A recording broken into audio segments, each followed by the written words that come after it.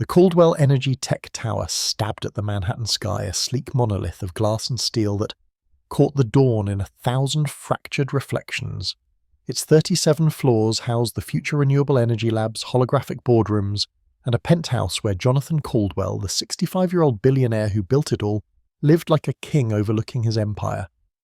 To the world, it was a beacon of progress. To Anna, it was a labyrinth of secrets.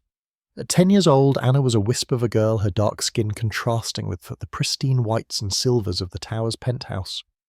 Her eyes, wide and unyielding, saw everything the way the maids avoided her gaze, the way executives' smiles tightened when she entered a room.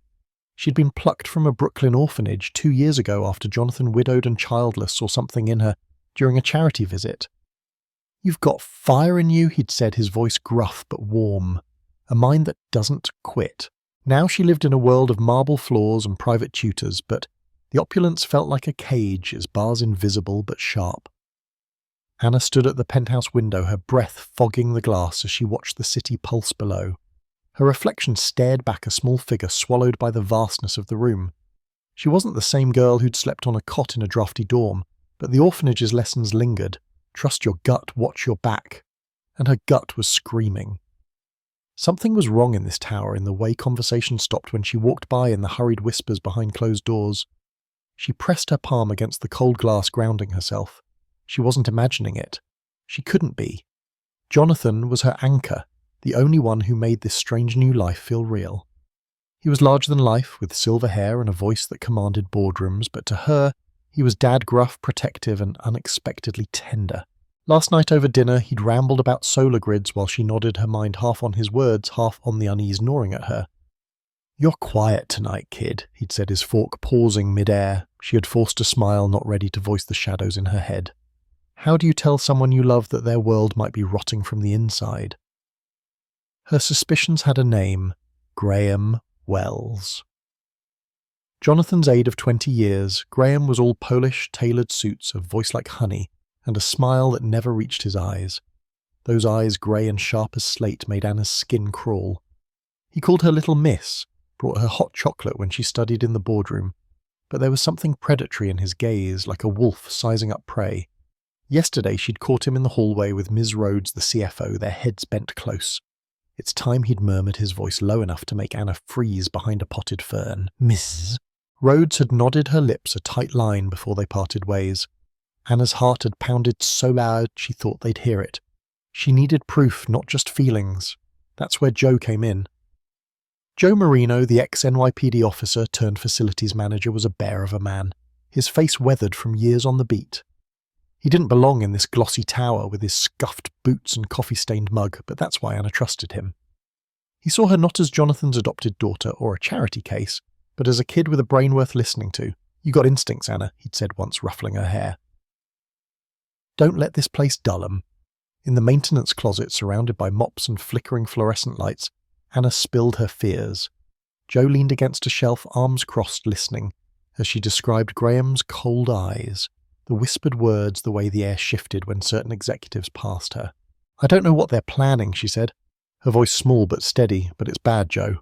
I feel it." He scratched his stubble eyes, narrowing. "You sure about this? Kid accusing the big shots ain't a game." She nodded, her jaw tight. "I'm sure." Joe pulled a tiny device from a locked drawer, a pinhole camera no bigger than a button. "Used these back in my cop days," he said, his voice low. "We'll need a way to plant it." Anna's mind raced, landing on the perfect cover, a teddy bear she'd seen in a gift shop downstairs. She'd give it to Jonathan, say it was a thank you for everything. The camera would hide in its eye, watching the boardroom where the real deals happened.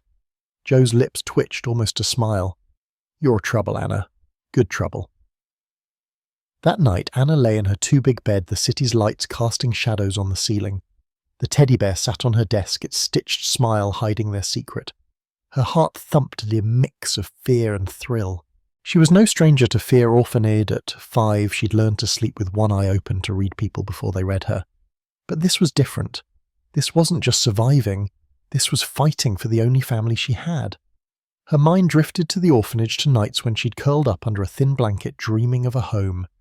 Jonathan had given her that, and now someone wanted to take him away. She closed her eyes, but sleep didn't come.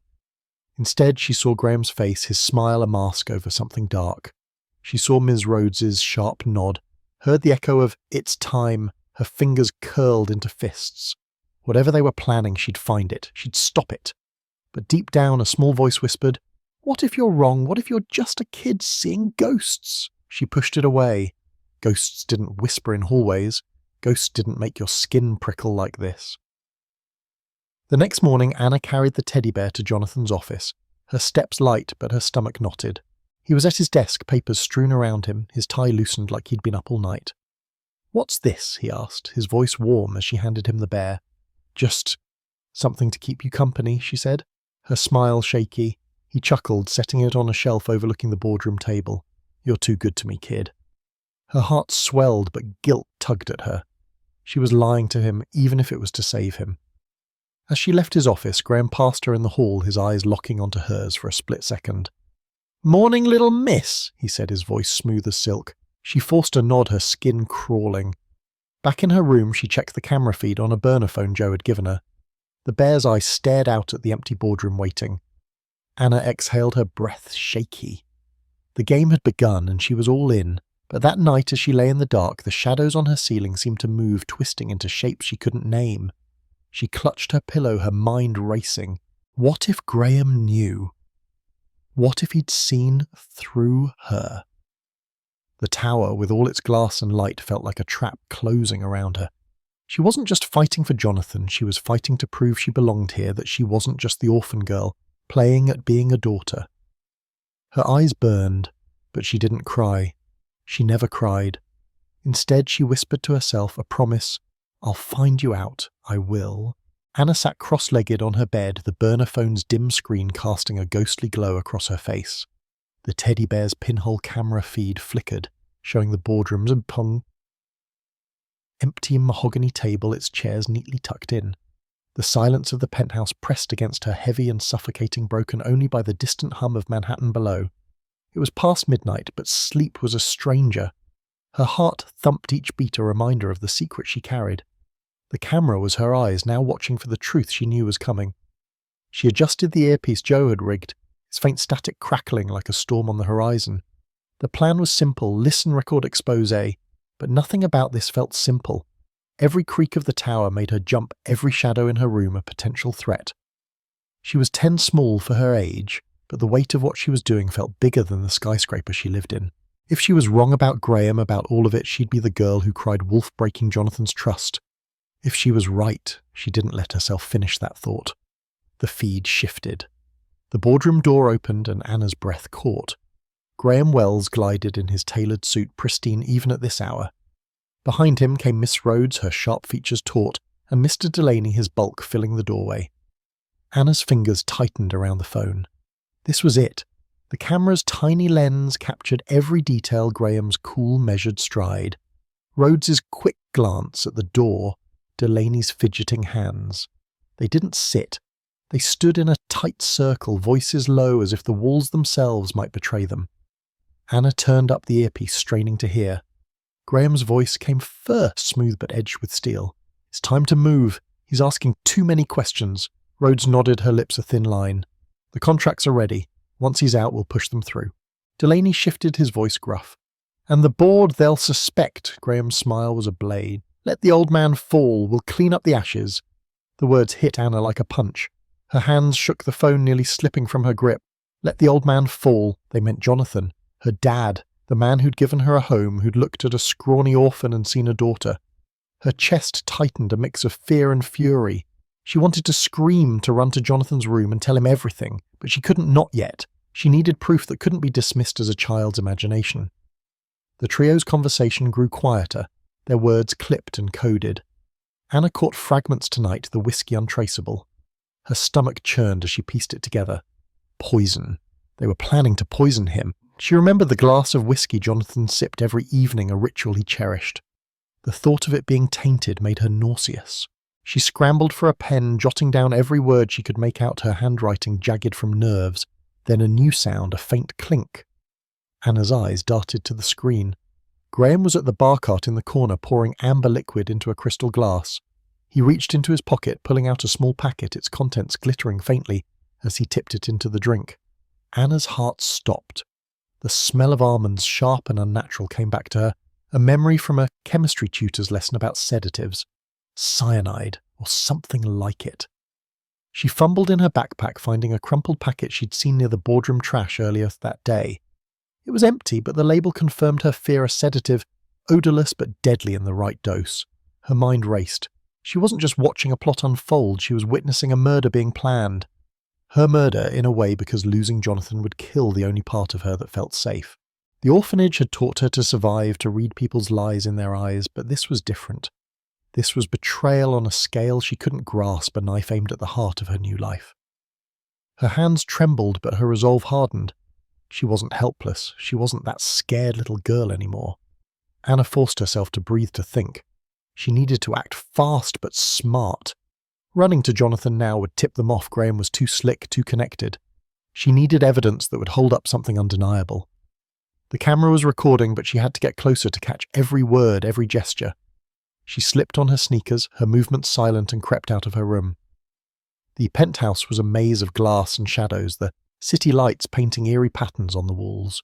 She felt exposed like a mouse in a hawk's sights. The service elevator was her best bet. Joe had shown her the back routes used by staff. She pressed the button, the hum of the motor loud in the silence. Her reflection in the elevator's polished walls looked small, fragile, but her eyes burned with purpose. She wasn't just Anna the adopted kid.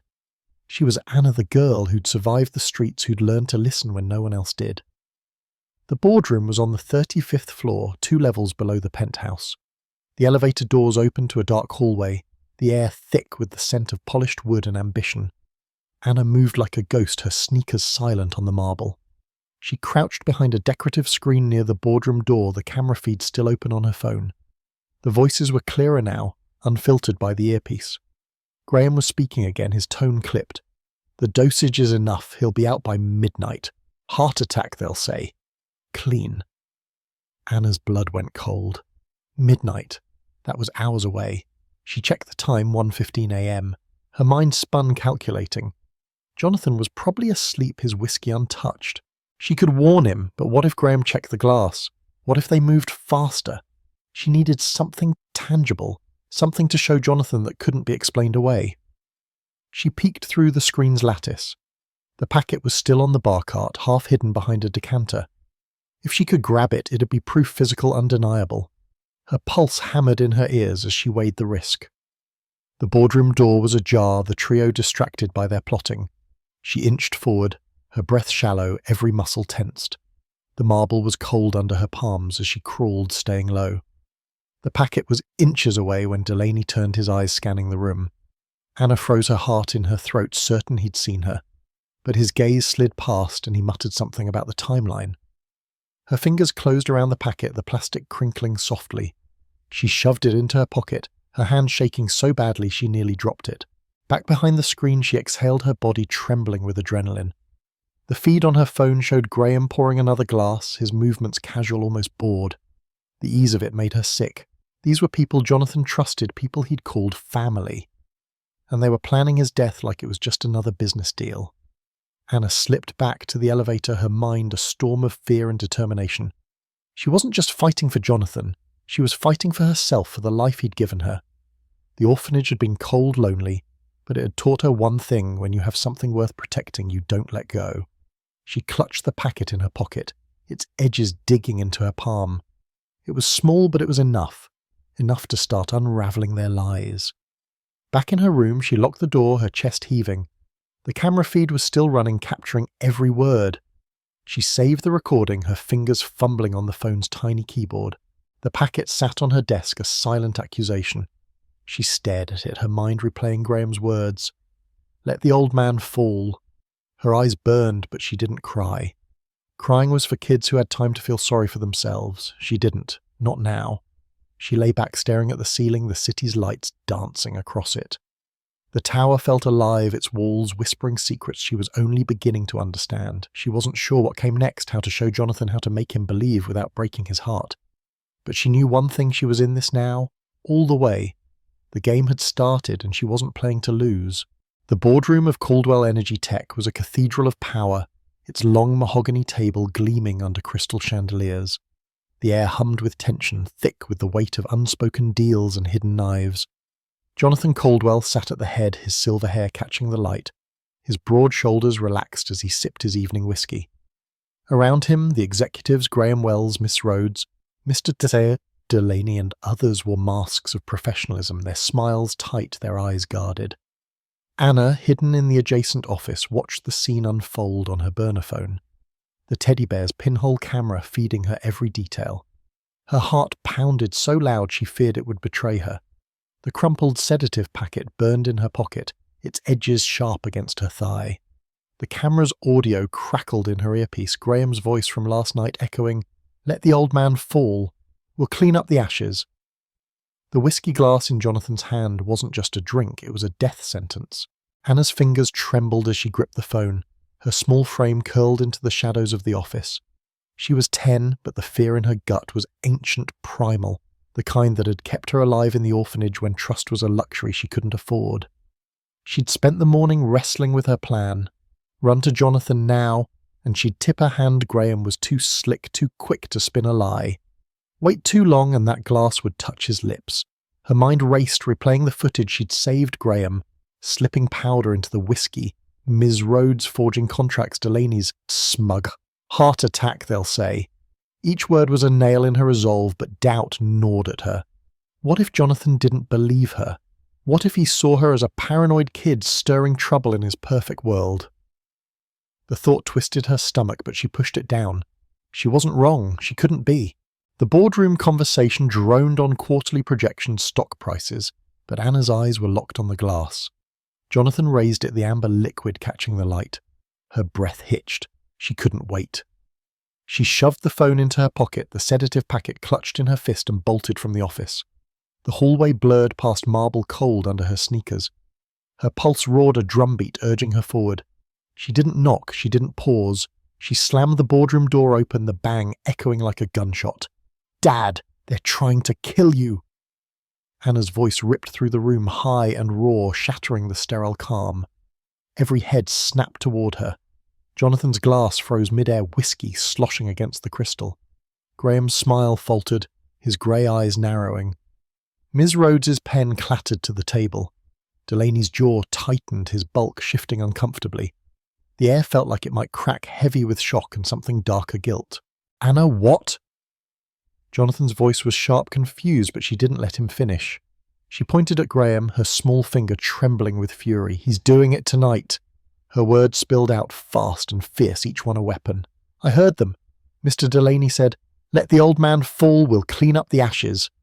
Ms. Rhodes faked the contracts to take over when you're gone."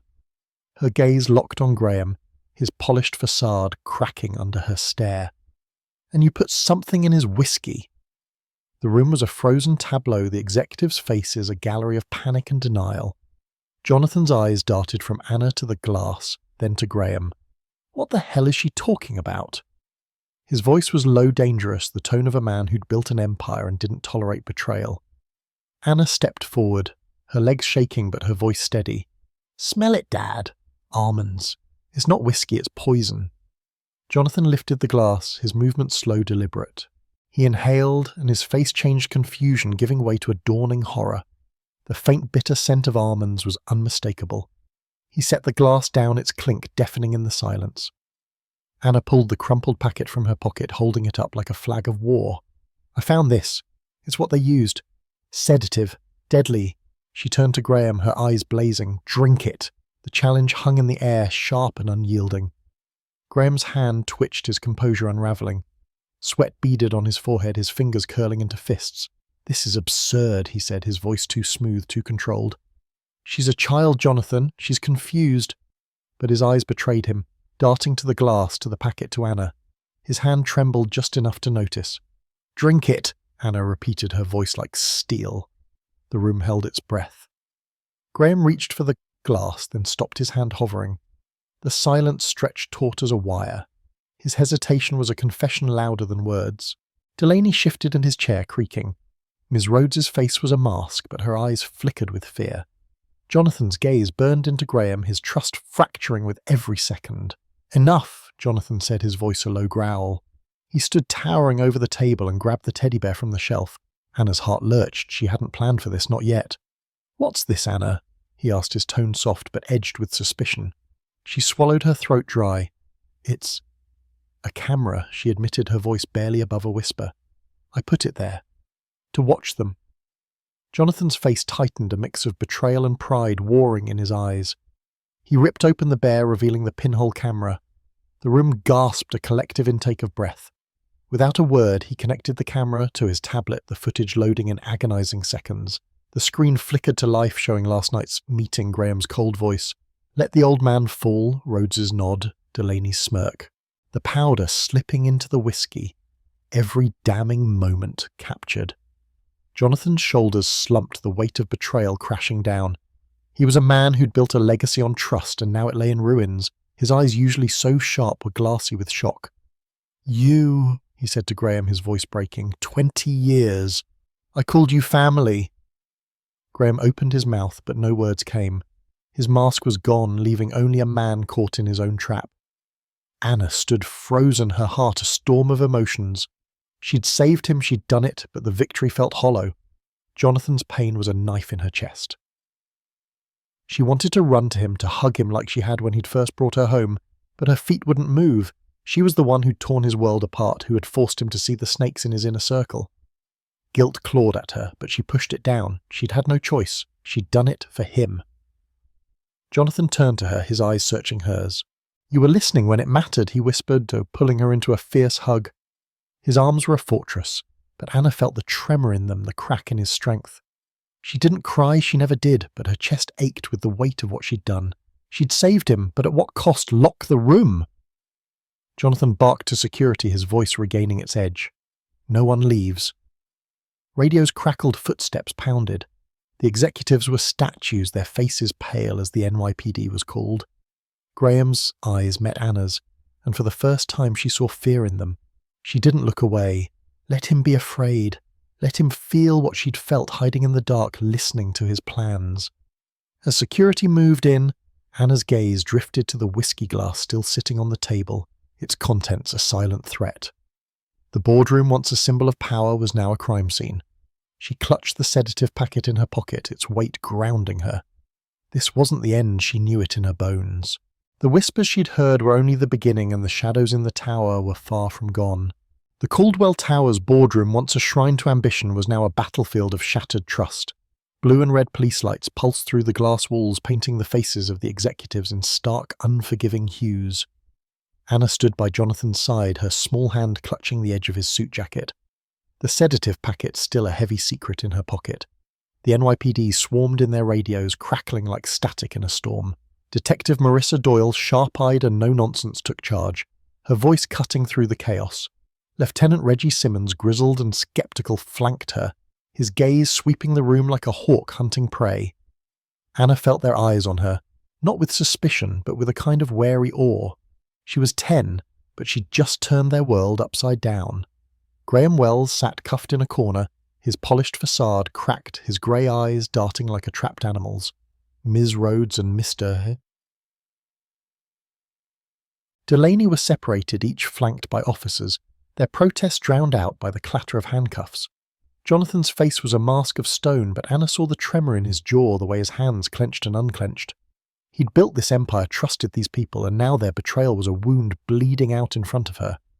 She wanted to say something to ease the pain in his eyes, but words felt too small, too fragile for the ruin around them. Marissa approached Anna, her notepad open, her expression soft but probing. "You're the one who sounded the alarm," she said, crouching to meet Anna's gaze. "Walk me through it. Everything." Anna's throat tightened. She wasn't used to being the center of attention, not like this. In the orphanage, attention meant trouble, bullies sizing you up, caseworkers judging your worth. But this was different.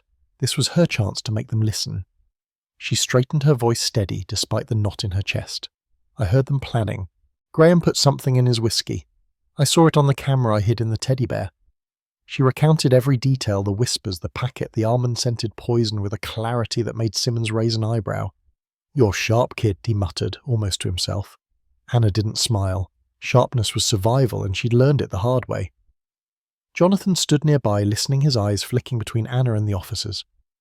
She caught his gaze, and for a moment she saw pride warring with something darker. Grief, maybe, or guilt for not seeing the truth himself. She wanted to tell him it wasn't his fault that trust wasn't weakness, but the words stuck in her throat. Instead, she squeezed his hand, a silent promise. I'm here. We're in this together. As the police led the executives away, Jonathan pulled Anna aside, his voice low. You did good, kid. Better than good. But his eyes were haunted, his shoulders slumped under the weight of betrayal. I should have seen it, he added, almost to himself. Anna's heart ached. She wanted to hug him, to bury her face in his chest like she had when she was 8, and new to this strange shiny world, but she stood tall, her small frame a pillar for them both. You couldn't know, Dad, she said softly. But I did, and I stopped them. He nodded, a ghost of a smile breaking through. You're tougher than me. The tower was quiet that night, but the silence was heavy like the air before a storm. Anna sat in the penthouse, the city's lights sprawling below like a map of secrets. Jonathan was in his office, poring over records with a forensic accountant, searching for the cracks in his empire. Anna should have felt safe. The traitors were gone, the police were handling it, but her gut twisted with unease. This wasn't over. Graham's cold eyes lingered in her mind, his hesitation over the whiskey a confession, but not the whole story.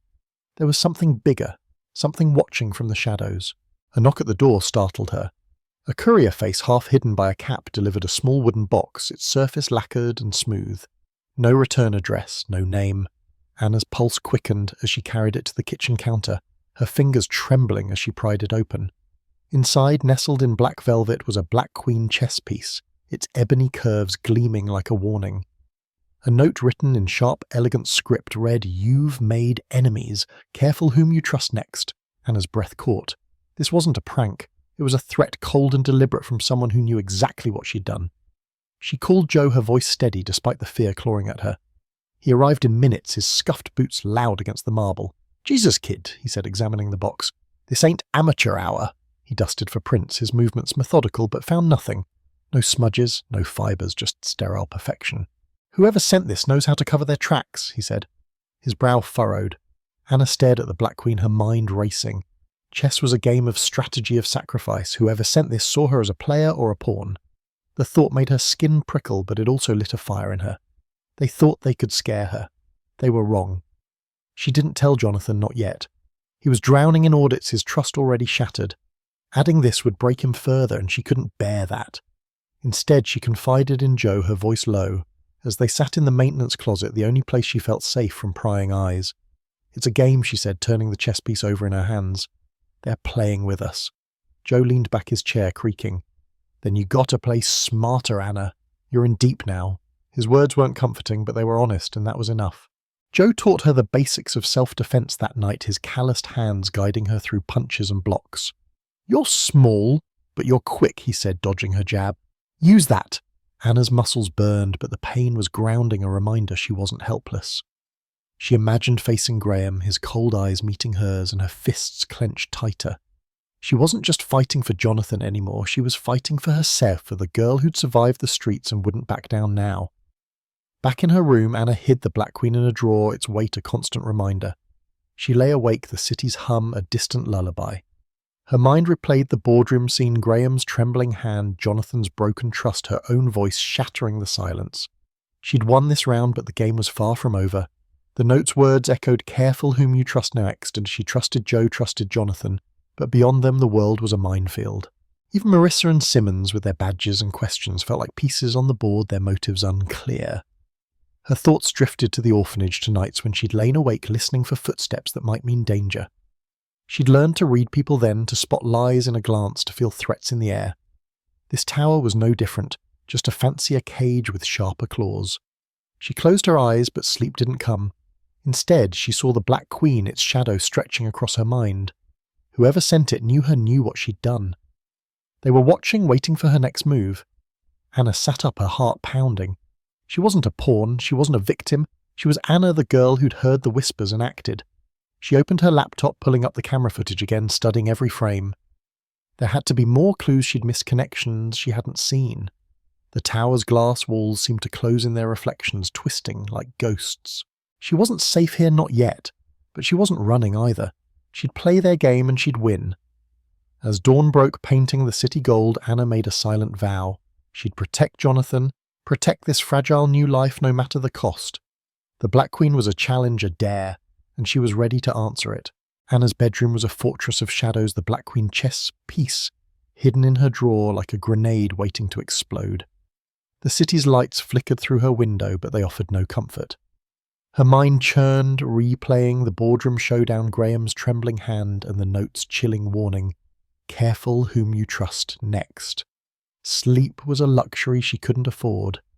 The tower with its gleaming glass and polished lies felt like a trap tightening around her. She wasn't just fighting for Jonathan, now she was fighting to prove she could outsmart the shadows closing in. Her thoughts snagged on a name, Cameron Vance. He'd been a coder at Coldwell, a nervous guy in his 20s with darting eyes and a habit of muttering to himself. He'd quit a month ago abruptly after a shouting match with Delaney in a hallway Anna had overheard from behind a vending machine. "You're making a mistake," Delaney had growled, his voice low and threatening. Cameron's reply was shaky but defiant. "I'm done with this." His exit had felt too sudden, too convenient, like a loose thread in the conspiracy Anna was unraveling. If anyone knew more, it was him. She opened her laptop, her fingers flying over the keys. Using the encrypted app Joe had shown her, she sent Cameron a message. "I know you know. Meet me. Name the place." Her heart pounded as she hit send, the weight of her words sinking in. This wasn't a game she was reaching into the dark, hoping to pull out truth instead of a trap. Hours later, a reply pinged Brooklyn Docks. "Pier 17, midnight. Come alone." Anna's stomach twisted. Alone. The word felt like a dare, but she wasn't backing down. Telling Jonathan was out of the question. He was buried in audits, his office a war zone of spreadsheets and coffee cups, his trust in the world fraying with every new discovery. Anna saw the exhaustion in his eyes, the way he flinched when she mentioned Graham. Adding the "sis," a risky meeting with a potential traitor would push him over the edge. She turned to Joe instead, finding him in the maintenance closet, surrounded by tools and the faint smell of motor oil. "I need your help," she said, her voice steady despite the fear gnawing at her. She showed him the message, the Black Queen still heavy in her mind. Joe's face darkened, his jaw tight. "This is nuts, Anna. You're 10, you don't go meeting sketchy guys at midnight." But his eyes softened as she stared him down, her small frame radiating a defiance he couldn't argue with. "Fine," he grunted. "But you're not going alone. I'll shadow you, and I'm bringing backup." "No arguments," Anna nodded, relief flooding her. Joe was her rock, the one person who didn't see her as just a kid. He handed her a tiny earpiece, its cold metal grounding her. "Stay sharp, Trouble," he said, ruffling her hair. She managed a small smile, but it didn't reach her eyes. Midnight at Pier 17 was a world away from the tower's sterile glow. The Brooklyn Docks reeked of salt and decay, the air thick with the groan of rusted ships and the slap of waves against rotting wood. Anna's sneakers crunched on gravel, her hoodie pulled tight against the chill. The earpiece crackled faintly. Joe was nearby, hidden with a two-man security team, their presence a lifeline she clung to. Her heart hammered each shadow a potential threat. The orphanage had taught her to navigate danger, but this was different. This was walking into a lion's den with nothing but a hunch and a flash drive in her pocket. Cameron emerged from the darkness, his lanky frame hunched, his eyes scanning the pier like a hunted animal. "You're the kid," he said, his voice low, shaky. "Jonathan's daughter." Anna nodded, her throat dry. "You know something," she said. Her voice firm despite the tremor in her hands. "Tell me." Cameron glanced over his shoulder, his breath uneven. "You don't get it, do you? This isn't just about money, it's bigger. Way bigger." He leaned closer, his words spilling out in a rush. "Caldwell's battery tech self-healing infinite cycle. It's a game changer. It could kill the fossil fuel industry. Billions are at stake. People don't just let that happen." Anna's mind raced, piecing it together. The poison, the forged contracts, it wasn't just greed. It was power, the kind that reshaped industries, toppled empires. Cameron pulled a flash drive from his jacket, its black casing glinting in the dim light. "This has everything, deals names, offshore accounts. They wanted me to bury it, but I couldn't." Anna's fingers closed around the drive, its weight heavier than it should have been. "Why'd you quit?" she asked, her eyes locked on his. Cameron's face twisted, guilt and fear warring in his expression. "They threatened my family, said I'd disappear if I talked." He reached into his pocket, pulling out a white knight chess piece, its surface worn but unmistakable. "This came with a note. Your move. They're playing with us, Anna. All of us. Her heart stopped. Another chess piece. The Black Queen in her drawer flashed in her mind its message a mirror to Cameron's. This wasn't just a plot, it was a game orchestrated by someone with a long reach and a cold heart. She opened her mouth to ask more, but a low rumble cut her off. The ground shook, a deafening roar swallowing the night. "Run!" Cameron shouted, grabbing her arm. They sprinted from the pier as an explosion tore through it, flames licking the sky, debris raining down like shrapnel. Anna's lungs burned, her legs pumping as Joe's voice crackled in her ear. "Get out now!" They dove behind a rusted shipping container, the heat of the blast searing the air. Anna clutched the flash drive, her knuckles white. Cameron was panting, his eyes wide with terror. They knew he whispered. "They always know." Joe appeared, his face grim, his gun drawn. "We're clear, but we gotta move." He hustled them to a black SUV, the security team covering their retreat. Anna's heart pounded, the explosion's echo ringing in her ears. Whoever was behind this wasn't just covering tracks, they were erasing them with fire. Back at the tower, Anna sat in the maintenance closet with Joe the flash drive on the table between them. Her hand still shook, the adrenaline refusing to fade. She'd faced danger before, fights in the orphanage nights when hunger was her only companion. But this was different. This was a war, and she was a soldier whether she wanted to be or not. "What's on it?" Joe asked, his voice low. Anna plugged the drive into her laptop, her fingers steady despite the chaos in her mind. Files, loaded contracts, emails, bank records, names of oil tycoons and politicians. It was a map of betrayal, a web stretching far beyond the tower. Anna's chest tightened. This wasn't just about saving Jonathan anymore. It was about a technology that could change the world and the people who'd kill to stop it. She thought of the Black Queen, the White Knight, the notes taunting her to play. Her fear was still there, a cold weight in her gut, but it was drowned out by something fiercer resolve. She wasn't just a kid caught in a game. She was Anna, the girl who'd survived, who'd listened when no one else did. And she wasn't done fighting. She looked at Joe, his weathered face at anchor in the storm. "We need to tell Dad," she said, her voice steady. "But not yet. We need to know who's behind this first." Joe nodded, his eyes hard but proud. "You're calling the shots, trouble. Just don't get her burned." Anna managed a small nod, her mind already racing to the next move. The explosion had been a warning, a message that the game was far from over. But she was ready. She had to be. Anna sat in the penthouse, the flash drive from Cameron Vance, a cold weight in her hand. The city's skyline glittered beyond the glass walls, but its beauty felt like a lie, masking the rot she'd uncovered. The Black Queen chess piece sat hidden in her drawer, its note, "Careful whom you trust next," burning in her mind. The explosion at the pier had shaken her, the flame still vivid when she closed her eyes, but it hadn't broken her. If anything, it had sharpened her like a blade honed by fire. She was 10 small and out of place in this world of power and betrayal, but she was done being a pawn. She was ready to move. Jonathan was a shadow of himself holed up in his office, his desk buried under financial records and audit reports. The betrayal of Graham Rhodes and Delaney had gutted him, his trust in the world crumbling like sand.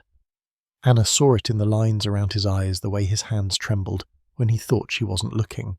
She wanted to protect him from this new truth, the web of corruption on the flash drive, the chess pieces taunting them, but hiding it felt like another betrayal. They needed to fight, not cower, and fighting meant going public. She found Jonathan at dawn, his office dim, the city's first light casting long shadows. "Dad," she said, her voice cutting through the silence. He looked up, his face gaunt, his silver hair dishevelled. "We can't keep this quiet. They're not done. We need to show the world what they tried to do." Jonathan's eyes searched hers, a mix of pride and fear. "Anna, this could ruin us. The company, everything I've built." She stepped closer, her small frame unwavering. "If we stay quiet, they win. They'll keep coming. Let's hit them first." He hesitated, then nodded, a spark of the old fire returning to his eyes. "Okay, kid. We do this together." Anna's heart swelled, but a knot of fear tightened in her gut. Going public wasn't just a risk, it was a declaration of war. And wars had casualties. The press conference was set for noon in the tower's atrium, a glass-walled arena that felt both grand and exposed. Anna stood backstage, her sneakers scuffing the polished floor, the flash drive in her pocket like a ticking bomb. Jonathan adjusted his tie, his hand steady now, his CEO mask back in place. Joe was nearby, his eyes scanning the crowd for threats, his gun holstered but ready. The room buzzed with reporters, their cameras flashing like vultures circling. Anna's stomach churned. She was no stranger to scrutiny. Orphanage caseworkers had judged her every move, but this was different. This was the world watching. Jonathan took the podium, his voice steady as he laid out the truth. The poisoned whiskey, the forged contracts, the betrayal of his inner circle. He played the teddy bears footage, the grainy video, showing Graham's cold instructions, Rhodes's nod, Delaney's smirk. The crowd gasped, murmurs rippling like a shockwave. Anna watched from the wings, her heart pounding. This was her doing her camera, her plan. Pride battled fear in her chest. What if this backfired? What if the world didn't believe them? Then Jonathan gestured to her. My daughter Anna uncovered this. She's the reason I'm standing here. The room turned, cameras swiveling, and Anna froze. She wasn't ready for this, for the weight of 1,000 eyes, but Jonathan's gaze held hers steady and sure, and she stepped forward. The microphone loomed too big for her small hands, but she gripped it like a lifeline. I heard them, she said, her voice clear despite the tremor in her chest. They wanted to kill my dad. They thought I wouldn't notice, but I did. She recounted everything, the whispers, the camera, the almond-scented whiskey, with a clarity that silenced the room. Her words were a weapon, each one striking at the heart of the conspiracy. The reporters leaned forward, scribbling furiously, their questions exploding as she finished. How did you know where to look? Aren't you scared? Anna's throat tightened, but she didn't falter. I'm not scared, she lied, her voice firm. I'm angry. The world erupted. Social media exploded with hashtags #Caldwell, Truth #Anna, the whistleblower spreading like wildfire. By evening, protests formed outside the homes of Graham, Rhodes and Delaney, their faces plastered across every news outlet. Anna watched it unfold on her laptop, her heart racing. She'd done it. She'd made them listen. But the victory felt fragile, like glass waiting to shatter. The flash drive's secrets, names of oil tycoons, politicians, a whole network were still hidden, too dangerous to reveal yet. She needed more time, more proof. That night, the tower's servers crashed under a barrage of cyber-attacks code flooding the systems like a digital flood. Jonathan's IT team scrambled their screens, glowing with error messages. Anna overheard their frantic calls. It's coordinated. Someone's hitting us hard. Her sin prickled. This was retaliation, a counterstrike from the shadows. The Black Queen's warning echoed in her mind. Whoever was behind this wasn't just angry, they were powerful, and they weren't done. The next morning a new threat arrived. A bouquet of white lilies sat at the tower's reception, their cloying scent filling the air. A note tucked among the petals read, Truth cuts both ways. Anna's breath caught. Another chess move, another taunt. Joe swept the flowers for bugs, his face grim. Nothing he said, tossing the note onto the table. But this ain't a coincidence. Anna stared at the lilies, their pale petals like ghosts. They weren't just a message, they were a promise. Someone was watching, waiting for her to slip. She needed to be stronger, sharper. In the maintenance closet, Joe drilled her again, his fists padded as she practiced jabs and dodges. You're quick, but you gotta be tougher, he said, blocking her punch. They're not playing nice, so neither can you. Anna's muscles ached, but the pain was a reminder she was alive fighting. She imagined facing the faceless enemy behind the lilies, the Black Queen, the explosion. Her fists hit harder, her fear burning into something fiercer. Jonathan called a meeting with Gerald Pace, a DOJ special investigator whose hawk-like eyes missed nothing. He arrived in a crisp suit, his presence commanding but cold. You've stirred a hornet's nest, he said, his voice low. This isn't just about your company. It's political, industrial, people with deep pockets and deeper grudges. Anna sat beside Jonathan, her small frame dwarfed by the adults, but her gaze didn't waver. Who are they? She asked, her voice cutting through the tension. Pace's lips twitched, almost a smile. You're bold, kid, but you're in over your head. These are players who don't lose. Anna's heart pounded, but she didn't flinch. They already lost once, she said. I stopped them. Pace studied her, his eyes narrowing. Maybe, but they'll hit back harder. He left them with a warning tread carefully, or the next move could be fatal. Jonathan's hand rested on Anna's shoulder, heavy with unspoken fear. She wanted to reassure him, to say she could handle it, but the lilies' scent lingered in her mind, a reminder of the cost of truth. That night, Anna sat alone, the flash drive's files open on her laptop. Names, deals, accounts, a map of corruption that stretched beyond the tower, beyond New York. Her dreams were haunted by the Black Queen, the White Knight, the explosion's roar. She saw herself on a chessboard, surrounded, every move watched. Fear clawed at her, but she pushed it down. She wasn't just Jonathan's daughter. She was Anna, the girl who'd survived the streets, who had heard the whispers and acted. And she wasn't done. She closed her laptop, her eyes burning with resolve. The lilies were a taunt, but they were also a mistake. Whoever sent them had underestimated her. She'd find them, expose them, just like she'd exposed Graham. The game was bigger now, the stakes higher, but Anna was ready. She had to be. The Caldwell Tower stood sent under a moonless sky, its glass facade swallowing the city's lights like a void. Inside the penthouse was a cocoon of shadows, the hum of Manhattan, a distant pulse. Anna sat on her bed, the flash drive from Cameron Vance tucked in her pocket, its secrets heavier than ever. The white lilies' scent lingered in her memory, their note. Truth cuts both ways, a taunt that kept her awake. She was 10, but the weight of the conspiracy she'd uncovered made her feel ancient, her small frame carrying a war she hadn't chosen. The Black Queen, the White Knight, the explosion at the pier, they were pieces of a chessboard she was only beginning to understand, and the next move was coming. She checked the time, 11:47 p.m. Her burner phone hidden under her pillow buzzed with a message from Joe. Stay sharp. Something's off. Her heart skipped. Joe's instincts were never wrong. She slipped on her sneakers, her movements silent, and crept to the window. The city sprawled below, indifferent to the storm brewing in her world. The tower felt like a trap, its gleaming halls hiding enemies she couldn't see. She clutched the flash drive, its edges digging into her palm. Whatever happened tonight, she wasn't letting it go. A low hum cut through the silence, then a flicker. The lights went out. The penthouse plunged into darkness, the city's glow the only illumination. Alarms should have screamed, but there was nothing, just an eerie quiet that made Anna's skin prickle. Her earpiece crackled, Joe's voice urgent. "Anna, get to the safe room, now!"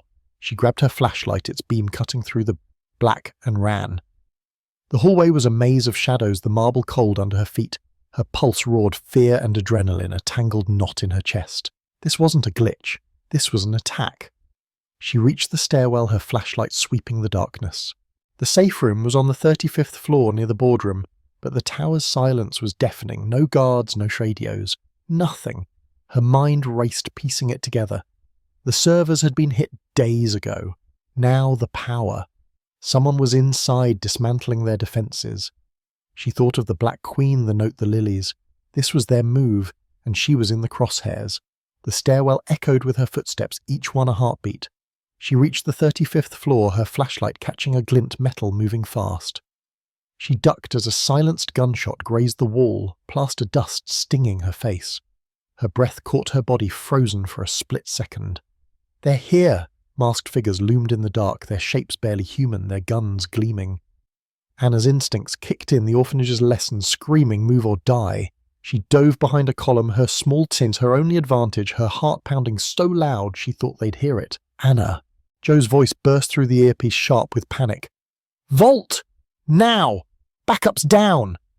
The vault held the final backup of the battery project, the tech that could topple industries.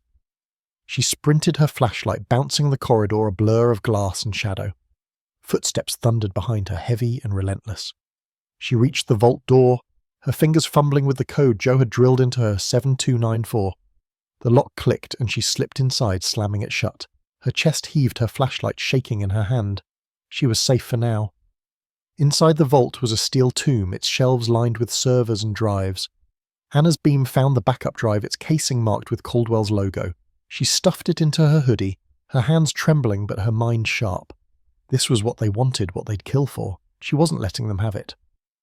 A muffled thud shook the door. Someone was trying to break in. Her fear spiked, but she swallowed it, her jaw tight. She wasn't a kid anymore. She was a fighter. The earpiece crackled again. "Anna, you okay?" Joe's voice was strained, punctuated by grunts. He was fighting somewhere close. "I'm in the vault," she whispered. Her voice steady, despite the chaos. "They're coming." A crash echoed outside, followed by a shout. Joe burst through the door, his face bloodied, his gun raised. "Move, kid," he barked, pulling her behind him. Two masked intruders followed, their silenced weapons flashing. Joe fired, dropping one, but the other lunged, a knife gleaming. Anna screamed, her voice raw as Joe tackled the attacker, their bodies slamming into the wall. "Go!" Joe yelled, pinning the man down. Anna ran her flashlight, cutting through the dark, her legs burning. She needed to find Jonathan. He was in the safe room with Special Agent Alicia Ford, the FBI operative assigned to their case. But as she reached the safe room's corridor, a faint hiss stopped her cold. Gas, acrid choking, seeped from the vents, curling like smoke. Her eyes watered, her lungs burning. She pulled her hoodie over her face, her mind racing. The safe room was compromised. She found the door, its keypad glowing faintly. Through the reinforced glass, she saw Jonathan and Ford slumped against the wall, their faces pale. Gas was filling the room, a death trap. Anna's heart lurched. She couldn't lose him, not after everything. She punched in the override code, her fingers slipping on the keys.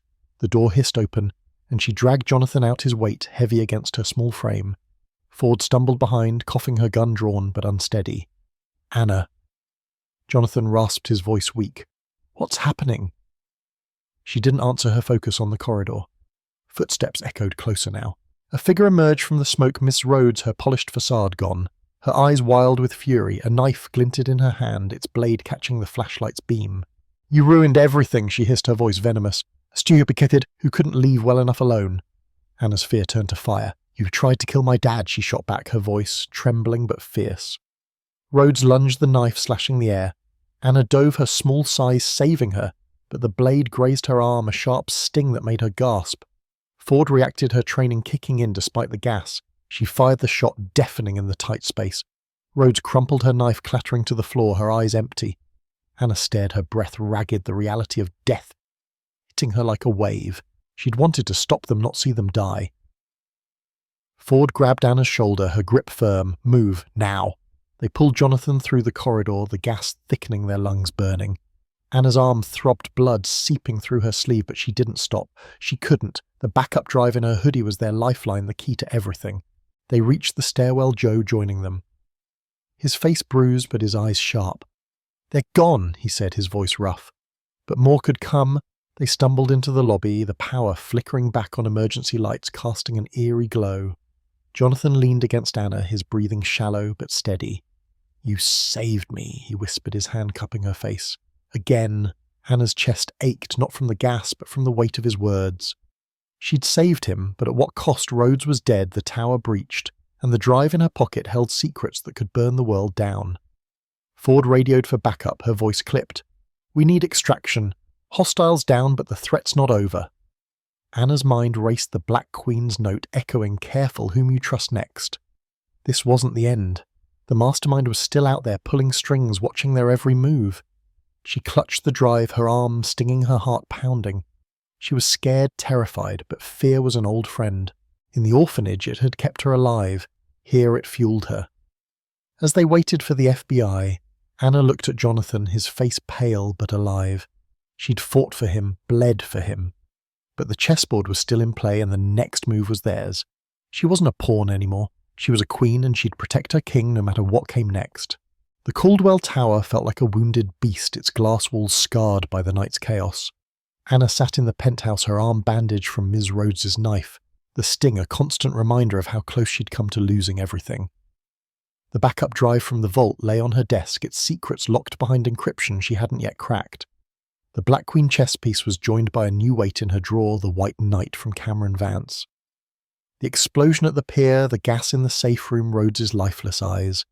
They were moves in a game she was only beginning to understand. Her heart raced, not with fear, but with a fierce, stubborn resolve. She was 10, but she was done being underestimated. The tower's power was restored, but the air was thick with tension. Jonathan was in a secure wing with Special Agent Alicia Ford. His face pale, but his jaw set, poring over the flash drive's partial data with a team of analysts. Anna hadn't told him about the chess pieces, not yet. His trust was already shattered. Another threat might break him. She confided in Joe instead, finding him in the maintenance closet, his bruised knuckles, a map of the fight he'd survived. "We're not done," she said, her voice low, the drive in her hand. "There's someone bigger behind this. I can feel it." Joe's eyes narrowed, his weathered face grim.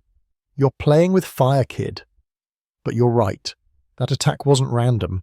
He pulled up a laptop, its screen glowing with security logs from the breach. A faint signal had been detected, a coded transmission from the drive pinging an old telecom station in Jersey. Could be nothing, Joe said, but my gut says it's a lead. Anna's pulse quickened. A lead meant answers. Answers meant a chance to end this.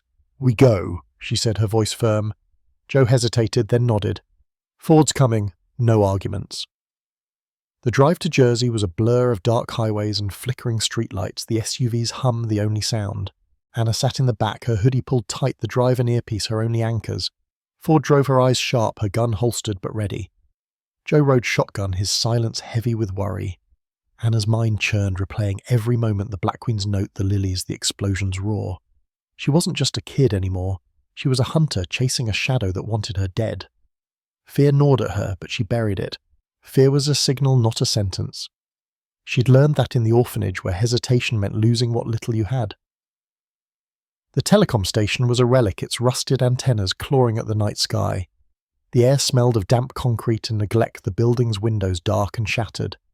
Anna's flashlight cut through the gloom, her sneakers silent on the cracked pavement. Ford led the way, her movements precise, a predator in her own right. Stay close, she whispered, her voice low. Anna nodded, her heart pounding, the drive in her pocket, a ticking clock. This was their chance to find the puppet master, the one pulling the strings.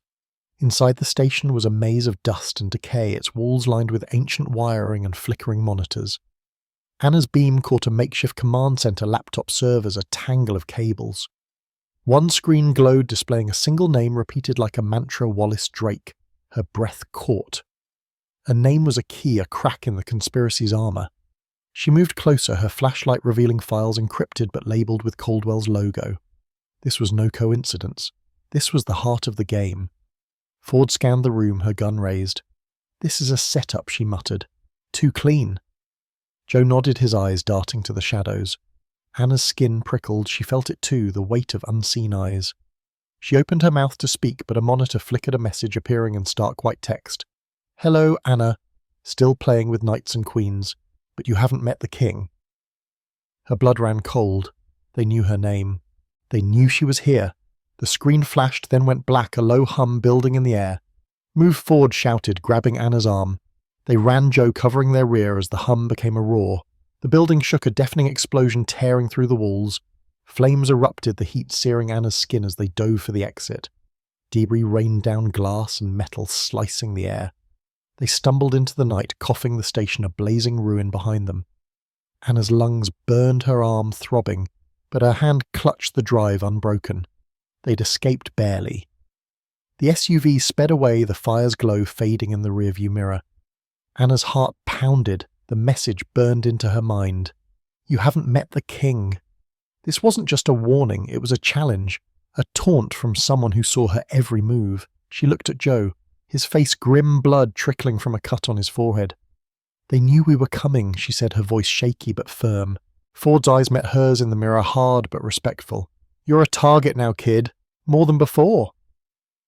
Back at the tower, Anna locked herself in her room, the drive on her desk, the chess pieces staring from her drawer. She was shaking not from fear, but from the weight of it all. The explosion wasn't just an attack, it was a message that the game was bigger, deadlier than she'd imagined. She opened her laptop, the drive's files, a labyrinth of names and deals, but one stood out. Wallace Street. A ghost, a shadow, a name tied to everything. Her fingers hovered over the keys, her mind racing. Who was he? A mastermind? A pawn? She needed to know. She thought of Jonathan, safe but fragile, his trust in the world broken. She hadn't told him about the station, the explosion, the message. He'd want to lock her away, protect her, but she couldn't hide. Not now. The orphanage had taught her to fight for what mattered, and Jonathan was all she had. The Black Queen, the White Knight, the Unseen King, they were pieces on a board and she was playing to win. Joe knocked his voice low through the door. You okay, Trouble? She opened it, her eyes burning with resolve. We need to find Wallace Drake, she said, holding up the drive. He's the key. Joe's face softened, pride mixing with worry. You're in deep, Anna. Deeper than I like. She nodded, her jaw tight. I know, but I'm not stopping. She lay awake that night, the city's lights casting shadows that danced like ghosts. The message, Hello, Anna, echoed in her mind, a reminder that she was seen hunted. Fear was there, cold and sharp, but she pushed it down. She saw herself on the chessboard, a small figure surrounded by giants. But she wasn't a pawn, she was a queen, and queens didn't run. She closed her eyes, the drive's weight grounding her. The next move was hers, and she'd make it count. Anna's hands trembled as she gripped the flash drive, its cold plastic a tether to the chaos she'd unleashed. The Caldwell Towers penthouse was a fortress of glass and silence, but the walls seemed to close in, whispering the memory of the Jersey explosion. Hello, Anna, still playing with knights and queens. But you haven't met the king. The words haunted her, a taunt from a shadow she couldn't see. Her arm ached where Ms. Rhodes's knife had grazed it, the bandage a reminder of how close death had come. At 10 she was too young for this war, but the Black Queen, the White Knight, and the Unseen King had made it hers. She wasn't running, not now, not ever. The name Wallace Drake burned in her mind, a thread tying the conspiracy together. The telecom station's files had mentioned him repeatedly, a ghost woven into Caldwell's secrets.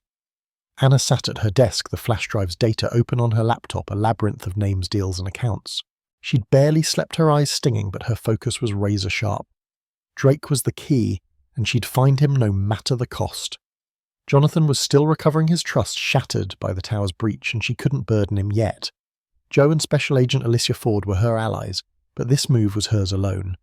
Joe had tracked Drake to a cabin in upstate New York, a secluded spot buried in pine forests. He's ex-CIA, Joe had warned, his voice low. Not someone you mess with lightly. Anna didn't care.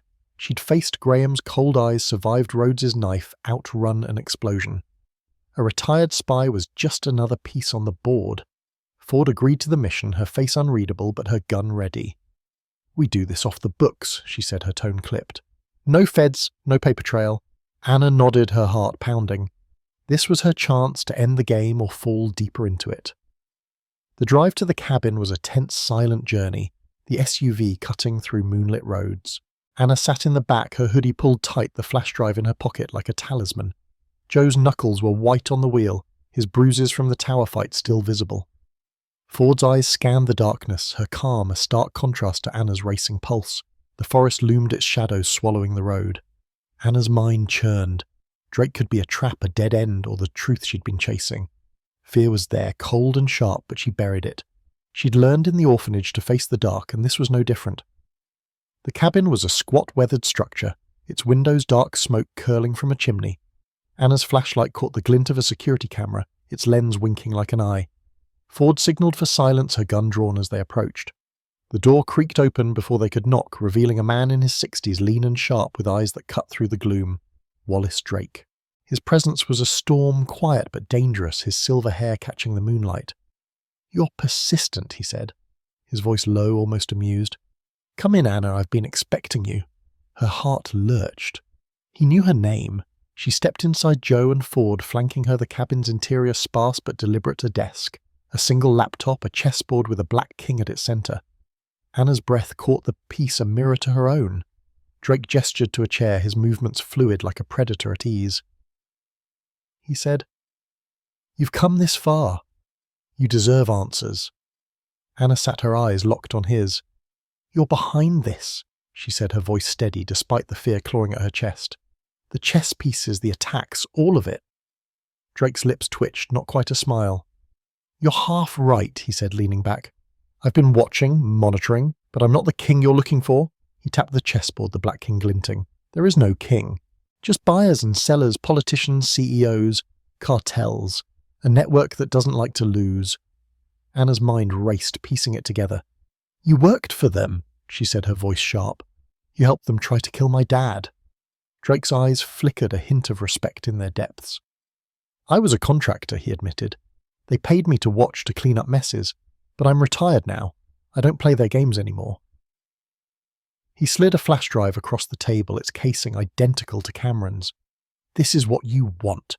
Names, accounts, deals. The whole web."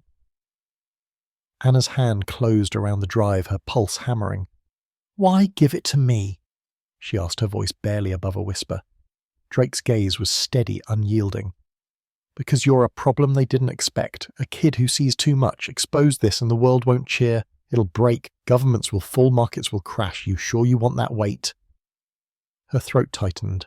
She thought of Jonathan, his empire built on hope now teetering on the edge. She thought of the orphanage where truth was a luxury survival, the only goal. She thought of the Black Queen, the White Knight, the explosions that had tried to silence her. Then let it break, she said, her voice like steel. At least it'll be honest. Drake's eyes widened just for a moment before he nodded, a grim respect in his expression. You're braver than they think, he said. Or crazier. Joe stepped forward, his hand on his gun. We done here? He asked, his voice rough. Drake raised his hands, palms open. We're done. But a word of advice, Anna, don't trust anyone. Not even your friends. His eyes flicked to Ford, a warning in their depths. Anna's skin prickled, but she didn't flinch. She'd learned long ago to trust her gut, and it was screaming now. They left the cabin, the forest silence heavy around them. Anna clutched the new drive, its weight a promise and a burden. The SUV's engine roared as they sped back to the city, the night swallowing the cabin's faint glow. Anna's mind churned Drake's words, the network, the truth that could break the world. She wasn't sure if she was ready for that, but she was done hiding. The orphanage had taught her to fight for what mattered, and Jonathan was her everything. Back at the tower, Anna locked herself in her room, the drives side by side on her desk. She didn't open them, not yet. Her arm throbbed, her eyes burned, but her resolve was unbreakable. Drake's warning echoed, don't trust anyone. She thought of Joe, his gruff loyalty, Ford, her cold efficiency, Jonathan, his fragile hope. Could she trust them? Could she trust anyone? The Black Queen and White Knight stared from her drawer, their shadows long and accusing. She lay back, the city's lights dancing across her ceiling. The chessboard was clearer now, its pieces sharper. She wasn't a pawn, not anymore. She was a queen, and queens didn't bow. The truth was in her hands, and she'd use it no matter the cost. The game wasn't over, but her next move was coming, and it would shake the board. The courtroom was a crucible, its oak-panelled walls and high ceiling pressing down on Anna like a physical weight. She sat in the witness stand, her small hands gripping the armrests, her sneakers barely touching the floor. The air buzzed with anticipation, reporters' pens scratching cameras, humming softly despite the judge's ban on live feeds. At 10, Anna was the smallest person in the room, but all eyes were on her, some curious, some skeptical, some burning with hope. The flash drives, one from Cameron Vance and one from Wallace Drake, sat in evidence bags, their secrets now public, a map of betrayal that had rocked the world. Anna's heart pounded, but her gaze was steady, her voice waiting to cut through the silence. Jonathan sat in the front row, his silver hair neat but his face etched with exhaustion. The past weeks had aged him, the betrayal of his inner circle carving lines deeper than time. Yet his eyes fixed on Anna shone with pride, a beacon she clung to. Beside him, Joe leaned forward, his bruised knuckles hidden under the table, his gruff presence a reminder of their shared battles. Special Agent Alicia Ford stood at the back, her face unreadable, her gun holstered but ever present. The Black Queen and White Knight chess pieces were locked away, their taunting notes. Your move still echoing in Anna's mind. She wasn't playing their game anymore. She was rewriting it.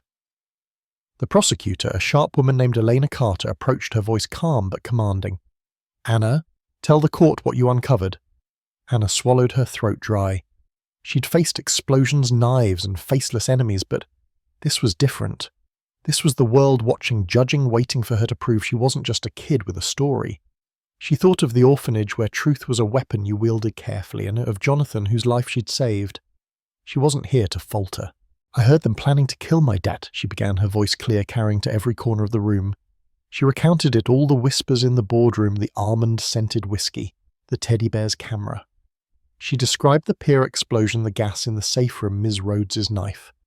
Her words were precise, each one a stone building, a wall of truth. The courtroom was silent, the weight of her story pressing down. She held up the flash drives as contents, printed pages of deals, emails, bank records naming oil tycoons, politicians, a network that stretched across continents. They wanted to stop Caldwell's battery tech, she said, her voice rising. Because it would change everything. They'd rather kill than lose.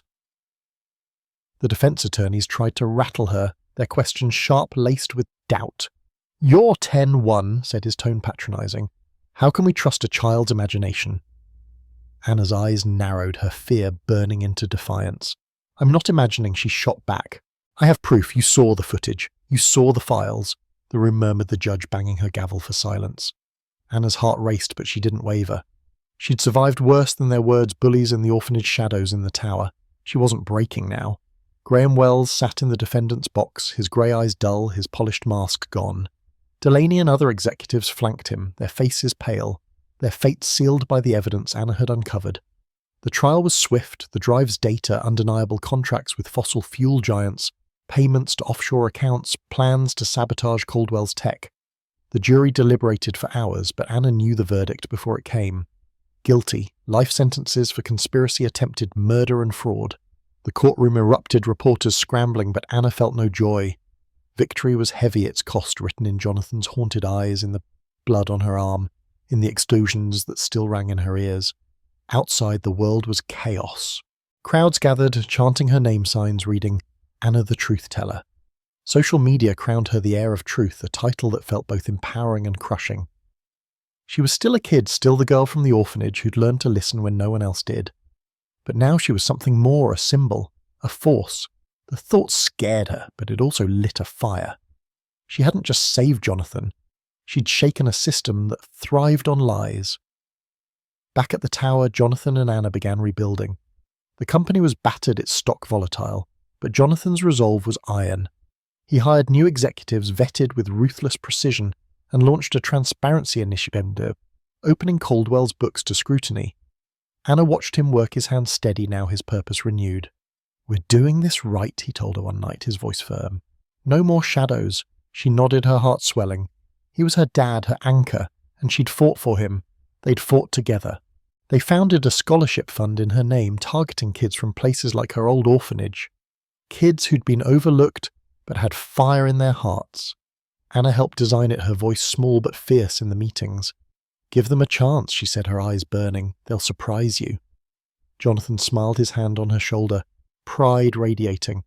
She wasn't just his daughter. She was his partner, his equal in this new world they were building. The final night, Anna sat in her room, the city's lights a familiar dance across her ceiling. The chess pieces Black Queen, White Knight sat on her desk, no longer threats, but trophies. She'd kept them, a reminder of the game she'd won. Her arm was healing the scar, a faint line she traced with her finger. It wasn't just a wound, it was proof she'd fought and survived.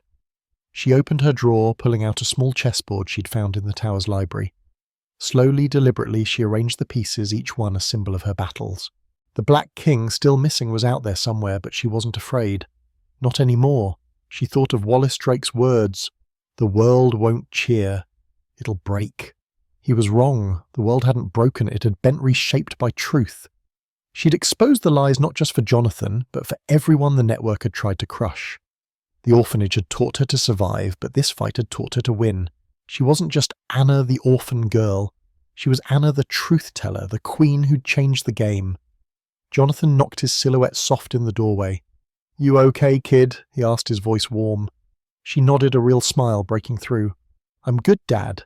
He sat beside her, his hand finding hers. "You saved us," he said, his voice thick with emotion. "Not just me. All of us."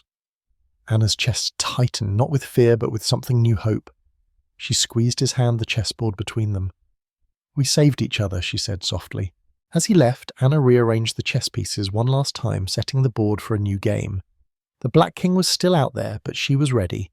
The tower, the city, the world, they were hers to shape now. She'd fought for truth, and she'd keep fighting not just for Jonathan, but for the girl she'd become. The game was over, but her story was just beginning.